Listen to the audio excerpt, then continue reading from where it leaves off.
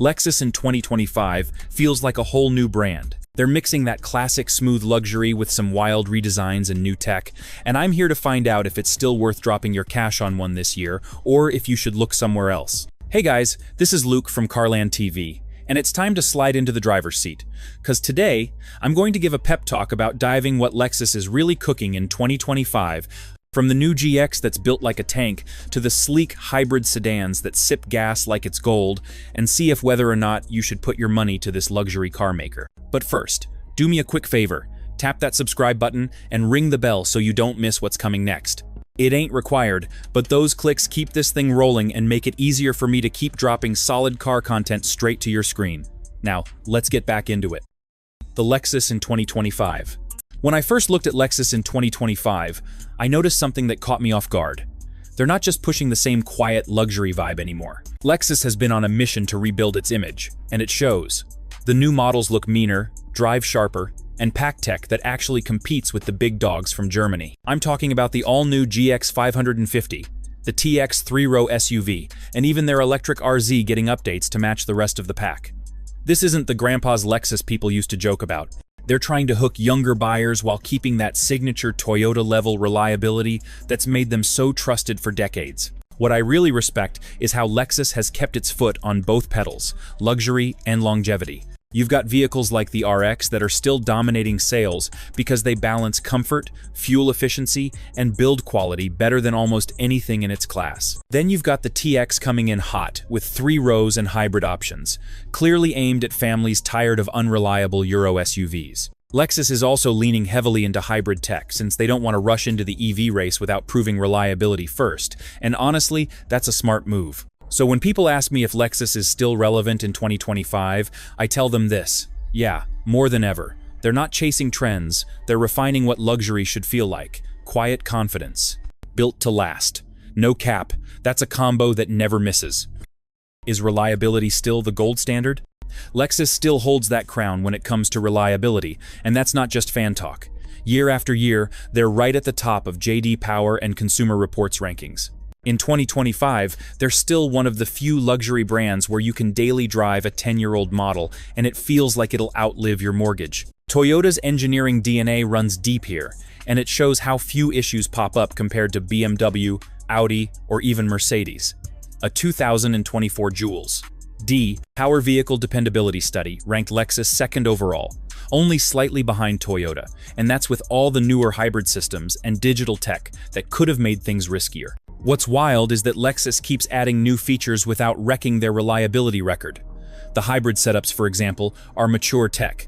Toyota's been perfecting those systems for over 2 decades, so when Lexus drops them into something like the RX 500 hours or NX 350 hours, you know they're tested. I've talked to mechanics who say Lexus hybrids rarely show up for major powertrain issues before 150,000 miles, which is insane for a luxury brand. But let's keep it real. Not everything is bulletproof. Some of the newer infotainment systems had early software hiccups, and repairs at a Lexus dealer will still run you more than a Toyota shop. But that's the trade-off. You're paying a little extra for a car that's probably not going to leave you stranded or drain your wallet on random electrical gremlins. No cap, that's peace of mind money can actually buy. What's actually new in 2025? When I checked what Lexus dropped for 2025, it's clear they're not coasting anymore.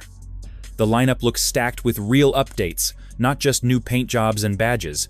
You've got the all-new GX 550, built on the GAF platform shared with the Toyota Land Cruiser and Tundra, and it's now rocking a twin-turbo V6 instead of that thirsty old V8.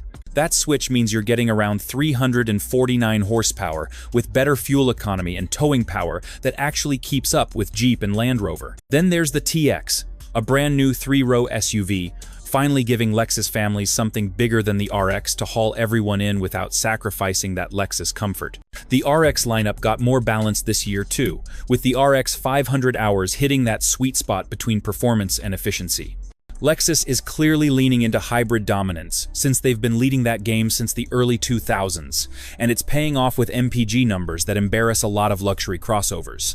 Even their first real EV, the RZ 450e, is getting more attention thanks to software tweaks and range improvements.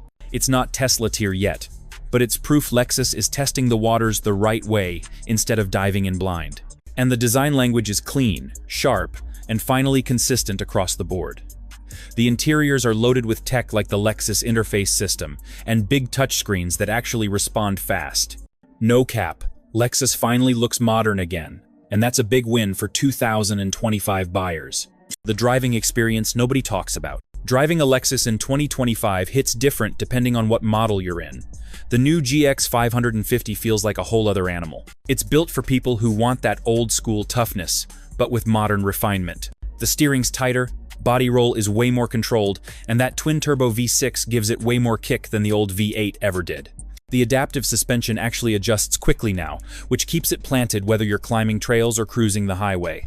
Then you've got the RX, which still nails that buttery smooth ride that Lexus is known for. It's quiet, calm, and feels like the road noise doesn't even exist. On the performance side, Lexus still has fun toys like the IS 500 Farad Sport and RCF, both running that naturally aspirated 5-liter V8 that sounds mean when you open it up. That engine is a dying breed in the luxury world, and it's wild that Lexus still offers it when most brands have swapped to turbos or electric assist. The hybrids like the NX 450 hours Plus and RX 500 hours deliver instant torque, smooth transitions, and legit gas savings without feeling soulless. They figured out how to keep that Lexus calm and confident vibe no matter what's under the hood. What I like most is that every Lexus feels intentional. Whether you're chasing performance or comfort, they don't try to copy BMW or Mercedes. They built their own lane. No cap, Lexus drives exactly how luxury should feel in 2025. Worth the premium? When you're talking about owning a Lexus, you gotta factor in the real costs, not just the sticker price. Yeah, they're pricey up front, but that's not the full story. Lexus has one of the lowest maintenance costs in the luxury market, and that's not my opinion, that's data. According to RepairPal and Kelley Blue Book, Lexus sits near the top for long-term ownership value, with average yearly maintenance around $1,000 less than what you'd drop on a BMW or Audi. You're basically paying for something that won't break your wallet every time you need an oil change or brake job. Depreciation-wise, Lexus holds its value like a champ. IC cars rank them in the top 5 in resale value, beating out Mercedes, Volvo, and Acura. A 5-year-old RX or GX can still pull strong trade-in numbers because buyers trust the brand's reliability. Insurance tends to be lower too, since parts availability and repair predictability are so good. And if you go hybrid, you're getting more miles per gallon than most of the competition, saving cash every month on fuel. That adds up quickly, especially with gas prices bouncing around like crazy lately.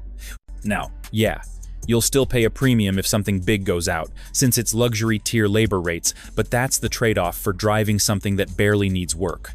So when people call Lexus expensive, I laugh a little. You're paying up front for long-term peace of mind, and no cap, that's one of the smartest flexes in the car game right now. The interior game. Lexus interiors in 2025 are pure class, but not in that over-the-top, flashy way.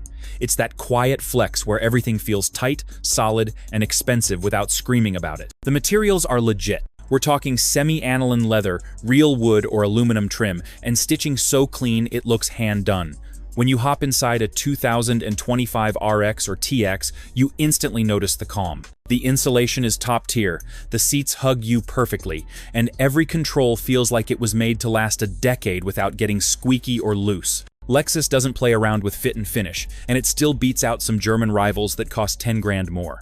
Now the tech game has finally caught up. Lexus dumped that old trackpad setup everyone hated and replaced it with the new Lexus Interface touchscreen system. It's smooth, quick, and easy to get used to, with Apple CarPlay and Android Auto working wirelessly on most models. The voice control actually understands what you're saying now, and the layout looks cleaner than before.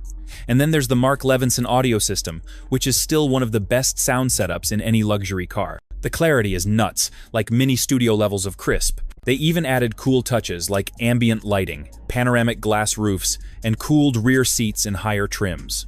It's the kind of interior that feels expensive but chill at the same time. No cap, when it comes to comfort and craftsmanship, Lexus might still be the GOAT in this game. So, should you buy one? If you're thinking about buying a Lexus in 2025, here's the bottom line. It really depends on what kind of driver you are. If you want wild horsepower or flashy status badges, Lexus might not scratch that itch. But if you want a car that'll ride smoothly, look sharp, and last practically forever, then yeah, it's worth every penny. Lexus nailed that balance between comfort and confidence, and they've built a brand that doesn't need to prove anything. You don't see people complaining about check engine lights or transmission issues like you do with half the European stuff out there. What I like most is that Lexus doesn't chase clout. They focus on what matters long-term. The hybrids keep getting better, the gas engines are still buttery smooth, and the new tech feels mature, not gimmicky. Models like the GX and TX show they're listening to what people actually want, family-sized luxury with Toyota reliability baked in. That's rare in the luxury world right now. And with EVs still figuring themselves out, Lexus playing the long game makes total sense. So, should you buy a Lexus in 2025? Bet. If you value peace of mind, strong resale, and comfort that feels handcrafted, it's a no-brainer. If you're chasing edge of your seat, performance, or tech, that's bleeding edge, but buggy, maybe not. But for most people who just want something they can trust every single day, Lexus is still that safe, smart flex.